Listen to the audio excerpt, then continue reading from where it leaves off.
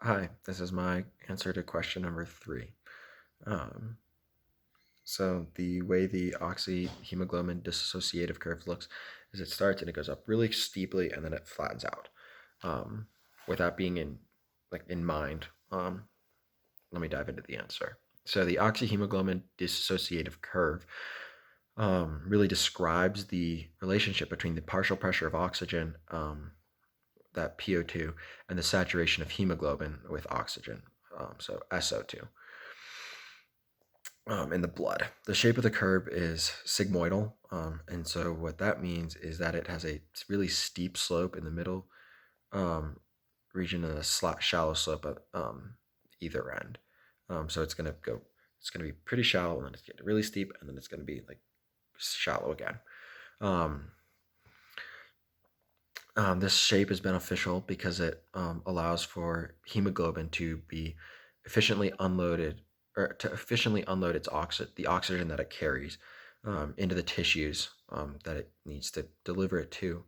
Um, but at the same time, it still retains a significant amount of oxygen for transport to all the areas. So it's not just going to like get it, dump all of it, and then keep going. It's going to like get it, dump a bunch, and then keep being able to keep going. So it's not just like all or nothing.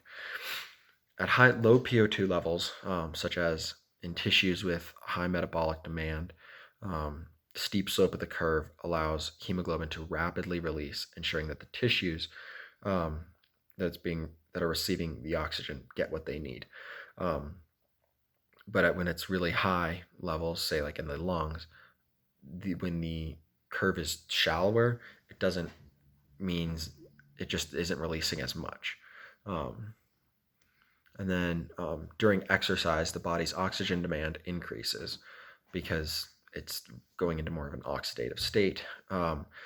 This results in a shift of the oxyhemoglobin curve to the right, the Bohr effect. Um, and so, well, I would say the Bohr effect. And um, this means that at any given PO2 levels, um, hemoglobin will release more oxygen to the tissues, which is beneficial for performance because it allows the muscles to function better. This shift is caused by several factors, including an increase in carbon dioxide, a decrease in pH, and an increase in temperature, all of which are associated with the increased metabolic activity during the exercise.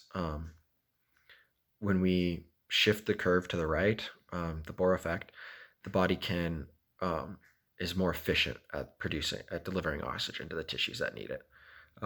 And when that happens, an individual can have greater endurance.